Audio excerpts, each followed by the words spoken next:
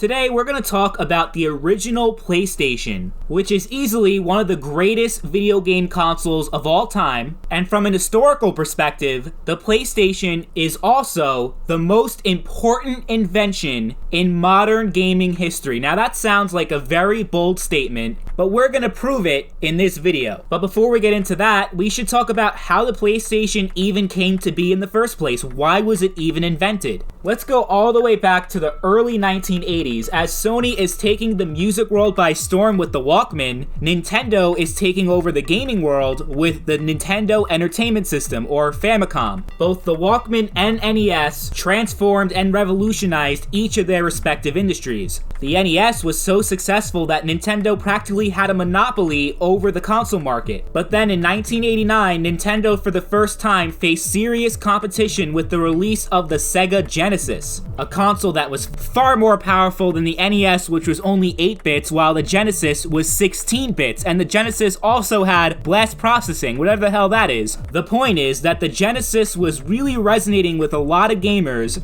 and effectively ended Nintendo's monopoly over the console market. Nintendo finally had their answer to the Genesis in 1990 with a 16-bit console of their own, the Super Nintendo. Now the console war is in full swing. As these new consoles are just getting started, Sega is already working on an expansion for the Genesis that would allow it to play CDs, which, compared to cartridges, allowed for games to be nearly 300 times larger due to CDs having much greater storage capabilities. Realizing that this could potentially give Sega a very significant market advantage, Nintendo started working on a CD expansion of their own. But Nintendo wasn't very familiar with this CD technology, so they were looking to partner up with another company to help make this CD expansion for the Super Nintendo. And the company Nintendo decided to partner up with ended up being none other than Sony. The plan was for Sony to develop and manufacture this CD expansion for the Super Nintendo, and also manufacture a combined unit that included a Super Nintendo and a CD expansion combined into one console, and call it the Nintendo PlayStation. You heard that right, the PlayStation was originally supposed to be a Super Nintendo.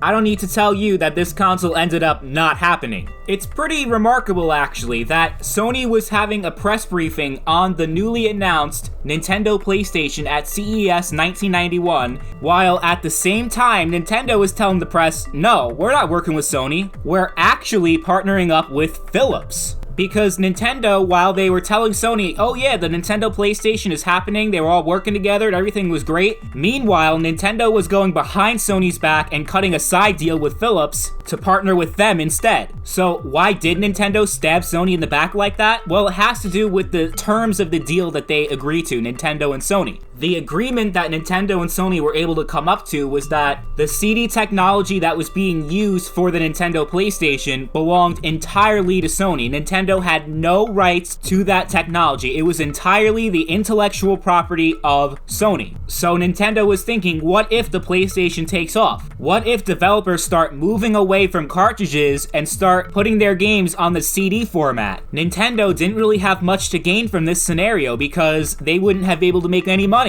All those profits would have went to Sony. So I would say Nintendo probably had to do what they did out of necessity, except it was certainly not a professional way to conduct business doing these backroom deals with Philips, and Sony knows no different. They think that the PlayStation's happening, meanwhile Nintendo is working behind the scenes to make sure that doesn't happen. Needless to say, Sony was furious. Not just because the deal fell through, it was more of how Nintendo went about doing that, which was not only unprofessional, but it was a huge embarrassment for Sony. For Sony to give a presentation on the PlayStation at the same time Nintendo is saying we're actually working with Philips, it's just incredible that that was able to happen. And of course, this moment would end up having a huge impact on video game history, because if Nintendo did not betray Sony like that, we wouldn't have the PlayStation that we now know as the PlayStation. Because the thing is that until that point, until Nintendo did what they did, Sony was completely against the idea of competing with Nintendo and making their own console.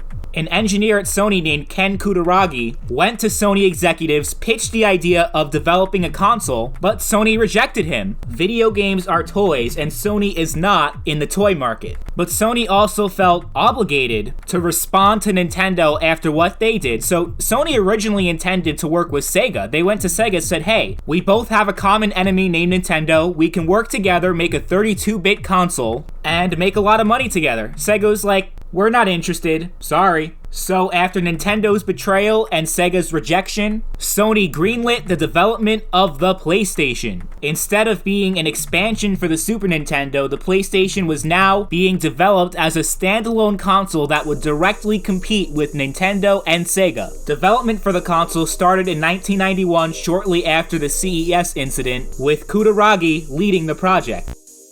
In 1993, Sony reveals the PlayStation to the public along with the creation of a gaming division, Sony Computer Entertainment. And when the PlayStation was finally revealed, it was pretty much a laughingstock. Really? Sony, the music company, is making a console? Oh yeah, that's gonna work out great.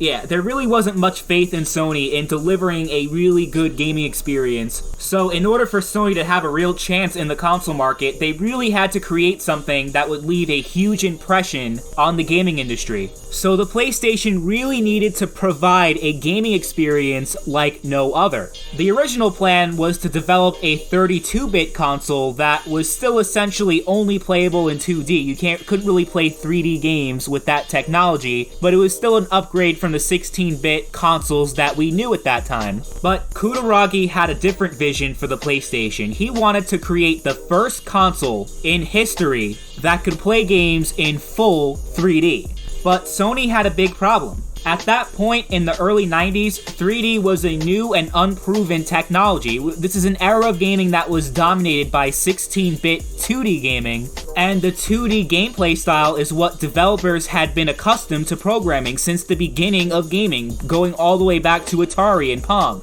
So for third-party developers to support a platform that is not only unestablished because the PlayStation hadn't existed prior to that point, it was Sony's first console, but also the technology. Games were considerably more expensive to program for in 3D than they were in 2D, because they're more difficult to program, and you need a much larger development team to program 3D games than 2D games. So it was a lot to ask for back then, because people didn't really know what the future of gaming was, if it was really going to be 2D or 3D, because 3D existed, but it wasn't really prominent until Virtua Fighter came out in late 1993, which was made by Sega for the arcades and was the first 3D fighting game. Virtua Fighter ended up being a huge financial success, and because of how popular that game was, it convinced developers to start programming games for the PlayStation, because they were now convinced that 3D was in fact the future of gaming. 1 year later, in December of 1994, the PlayStation was launched in Japan,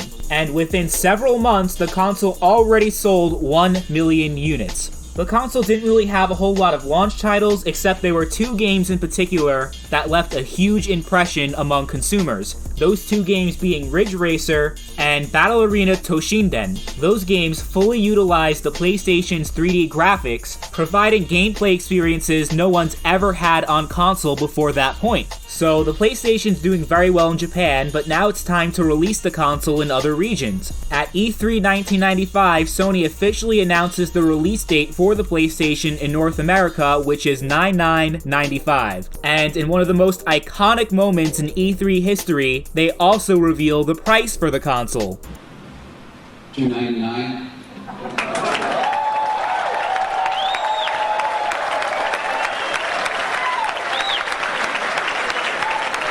When the PlayStation finally launched in North America and Europe, it was the same story as Japan. The console was a huge success. And by the time the PlayStation was discontinued in 2006, the console had sold over 100 million units worldwide. And as of 2020, the original PlayStation still holds the record as the third best-selling console of all time, behind only the PlayStation 4 and the PlayStation 2. This is despite the original PlayStation being Sony's first attempt at a video game console, with two competitors, Nintendo and Sega, that were already well established in the market. The overwhelming success of the PlayStation can mainly be attributed to three factors. The first being that the PlayStation was impressive technologically. It was the first console to be released that would have true 3D gaming, and although the Saturn and Nintendo 64 were also capable of true 3D, the PlayStation was in the market earlier. They had about a year head start over the competition. And while the competition decided to stick with cartridges, the PlayStation had a disc format, which, as previously mentioned, allows for games to be much bigger in size and more ambitious than on a cartridge, which has serious storage limitations, which goes into the second reason why the PlayStation was so successful. The PlayStation had far more support from third parties than the Nintendo 64 and the Sega Saturn, which had a lot to do with the PlayStation having that disc storage, which allowed games to be bigger, but it was also Sony's strategy in attracting third parties. You see, Nintendo and Sega didn't really make any strong effort to convince third parties to join their platform because they assumed it was a given. They had rigorous approval processes for your games to be put on their platform, but they never actually made any attempts to work with the third parties to get their games published in the first place. But Sony actually took an active role in helping developers get their games published on the platform, which is something we really hadn't seen before with a console manufacturer getting so involved in the third-party process. So as a result, the PlayStation had a much larger game library than the N64 and the Sega Saturn. But I would have to say the biggest reason why the PlayStation ended up becoming one of the greatest consoles of all time was its ability to bring new people into gaming that hadn't really played video games before or had outgrown video games, because before the release of the PlayStation, gaming had that stigma of being nothing more than a children's toy. I mean, the NES came with a robot toy. Most of the big releases, Mario, Zelda, Sonic, the content within all those games were family friendly and were intended to be played by children more than adults. And there's certainly nothing wrong with adults playing those types of games, but a lot of older people felt like they were excluded in video games because nothing was really created that was geared towards them. Sure, you had those shitty FMV games on the Sega CD, like Night Trap, and on the 3DO, Plumbers Don't Wear Ties, but those games, if you even want to call it that, were so shitty that doesn't even count. They're just as immersive as watching an amateur porno. So despite the occasional titles like Mortal Kombat and Doom, there weren't too many games being developed that were intended for older audiences. It's like going to a movie theater and the only movies you could see are either rated G or PG. Or on TV, the only channels you can see are Nickelodeon, Cartoon Network, Disney Channel. You get what I'm saying. You're obviously going to be left out if you're older. But here comes Sony, who is breaking that stereotype of gaming being a children's hobby by marketing the PlayStation towards more mature audiences. If you were a parent trying to buy a console for your kids, Sony still had you covered. They had their answer to Mario and Sonic with titles such as Crash Bandicoot and Spyro the Dragon. So there was plenty of content for younger people, but you also had adult games. No, not those adult games. Games for adults. You had Twisted Metal, Metal Gear Solid, Medal of Honor, Grand Theft Auto, Tomb Raider, Siphon Filter. I can go on and on about all the amazing games the PlayStation had to offer for older people. So the PlayStation was the most diverse gaming platform to ever exist at that point, and really helped break that stereotype of gaming just being that thing that children do. The PlayStation really helped gaming evolve as an art platform that represents everybody's experiences, not just simple things that children can understand. It's a lot more expansive in the way that they can tell stories now, because they can make that content that older audiences would appreciate a lot more. Not to mention the gameplay diversity, no one game felt the same as the other, which is something that I can't say about the current PlayStation. The original PlayStation had so many exclusives that weren't just third-person adventures. So overall, the PlayStation was very accommodating to not just different age groups, but different types of gamers, people that like to play games in different types of ways. And if you just think about the key aspects of modern gaming in 2020, with the big AAA blockbusters that almost resemble a Hollywood production at certain times. Medal of Honor, which I mentioned before, was written by Steven Spielberg. And the entire concept of the AAA blockbuster really started with the PlayStation before any other console. These very high-budget, cinematic experiences really originated with the PlayStation. And how about what we just mentioned about the PlayStation attracting older gamers? Well, if you look at the average age of a gamer today, they're in their mid-30s. And if you look at the big game releases every year, the big blockbuster games that end up selling millions of copies and breaking records, more of those games are rated M than any other rating, than T rating, E rating, whatever. So the mature gaming experience has become the mainstream now, and that transformation really started with the PlayStation. Not to mention that most of the modern game controllers that we have were heavily inspired by the original PlayStation's DualShock controller, which had two clickable analog sticks, one controlling the camera, the other moving your character. We didn't have that before the DualShock. And most of all, the PlayStation was the beginning of a fundamental shift in the industry, in the gameplay experience, from the traditional two-dimensional side-scrolling experience into the in-your-face 3D experience. So the original PlayStation ended up having a profound impact on what would become the modern video game industry, the modern gameplay experience, easily making it one of the greatest video game consoles of all time and one of the most important inventions in video game history. And in the context of modern gaming, the PlayStation is easily the most important thing to happen in gaming. Thank you all for watching.